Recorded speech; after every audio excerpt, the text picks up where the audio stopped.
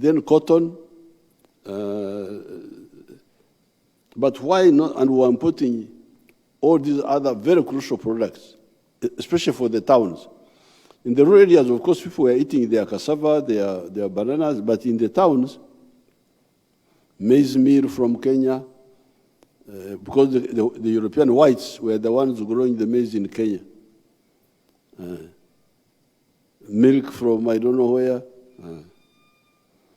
So when we started our resistance as a student movement, we analyzed all this, and we pointed it out. We pointed out from the 1960s that we must go back to the politics of the economics and politics of wealth creation. This is the politics of the NRM. We always tell the people, all of you, be wealth creators.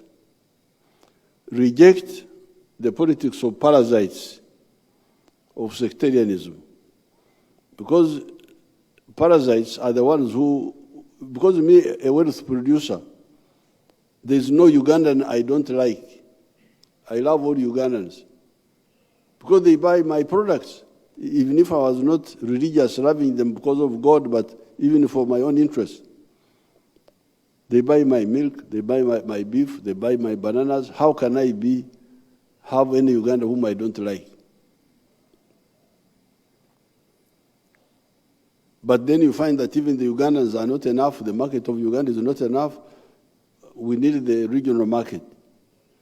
So that's why our politics, inevitably, because we were on wealth creation, we had to automatically be patriots in Uganda, love the whole of Uganda, and Pan-Africanists, love the whole of Africa. And then we told our people, that's how we evolved the 4 principles of the NRM: patriotism, Pan-Africanism, socio-economic transformation, and democracy. For today, I will talk mainly about socio-economic transformation. And I also talk about the sector of agriculture. I will not have time to talk about other things. Now, in our analysis in the 1960s, we saw that Uganda would be very successful if we go back to where the colonialists found us when they interfered with us. Develop the indigenous wealth, modernize it. The bananas, what Stanley and Speak we are writing about, the bananas, the cows. Okay, we can add on the coffee, add on the cotton, but the indigenous products, the cassava,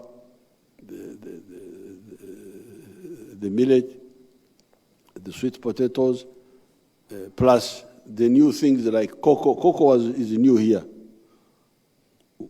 We didn't have cocoa. And then, in order to do that, we pointed out for you the 4 sectors: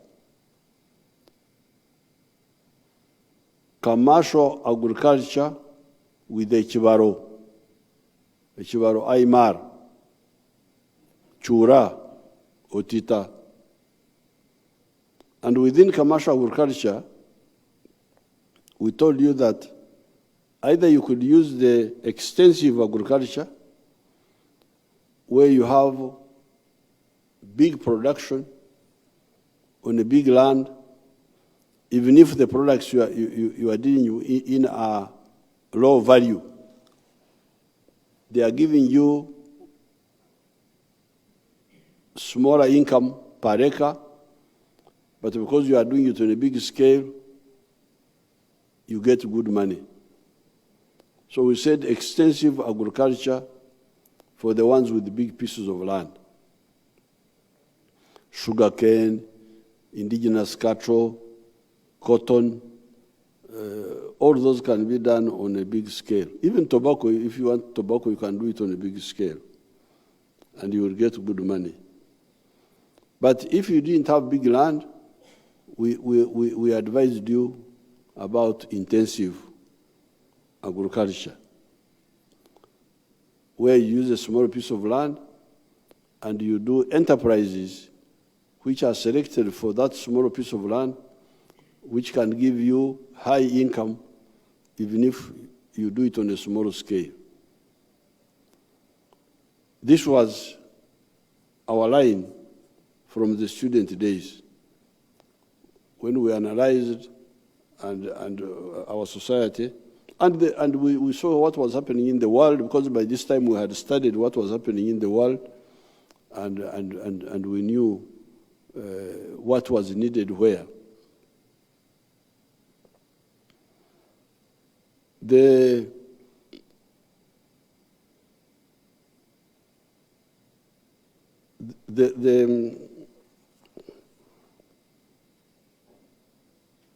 economics of that time was that if you do it on a big scale, you can get good money.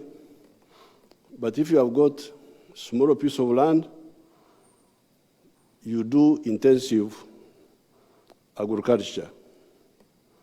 Now here, I'll give you some examples, starting with myself, because I could not tell people about modernization of agriculture without taking the lead. And in my case, I decided to do ranching to promote the indigenous cattle, because I did not agree that we should abandon these indigenous cattle. And if there are some pictures which my group have captured, they can show you what I have been. That will come later. That will come later. Show the other pictures. The herds, if you have them.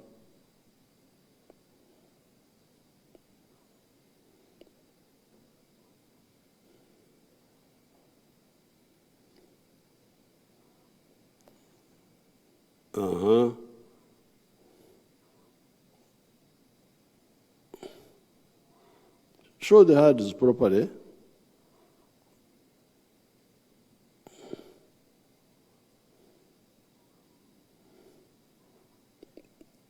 That's my daughter. Those are some of the herds. If you have got more pictures, you can show them. Now, those herds, those are my herds at Kisozi, and they are semi-modernized, because what we did from the traditional cattle keeping, we introduced fencing, introduced tick control, killing ticks by dipping. Then we created dams, so they have water all the time. Bush clearing, removing the bushes.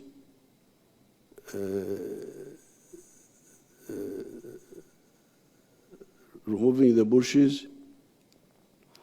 Now that has enabled us to have good herds, as you can see. But we are still using the method of free range. Free range means they graze the natural grass after you have removed the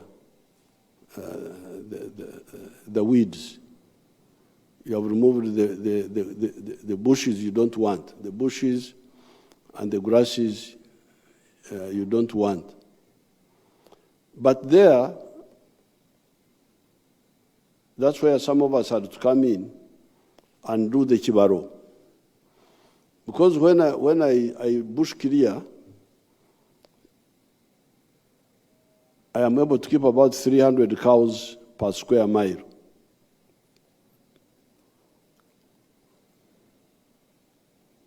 I bush clear, remove the mutete, Afronada Simbopogan, remove the other Obugando, Acacia Hohai, remove other unwanted things. Then you have the grass you want, but the one which grows naturally. The stocking ratio, you will be able to have 300 cows per square mile. But this may not be, maybe underutilization. So we tasked Dr. Demoon to do a calculation. What if we grow the grass? Instead of the free range, what if we grow the grass? That is bush clearing, but it's not growing the grass. That's bush clearing. There we have removed the bushes and left only the trees, shade trees, the trees we want, and the nitrogen fixers. This is the battle. You can see the bushes there. If you don't remove them, it will be thicket, and they will suffocate the grass. Grass will not grow. It will become like a forest reserve. But now, what if we grow the grass and cut and feed the cows? The cows don't have to walk and graze. Now, Dr. Ademoun made a calculation that in 1 square mile you can put 6,000 cows. 1 square mile can support 6,000 cows. Instead of the 300, you now support 6,000. Then we were about to, I was excited, I was about to start. But then, some of them said, but the logistics of moving the grass, cutting it, the fuel, may it not be very expensive. So now where we are thinking of a hybrid.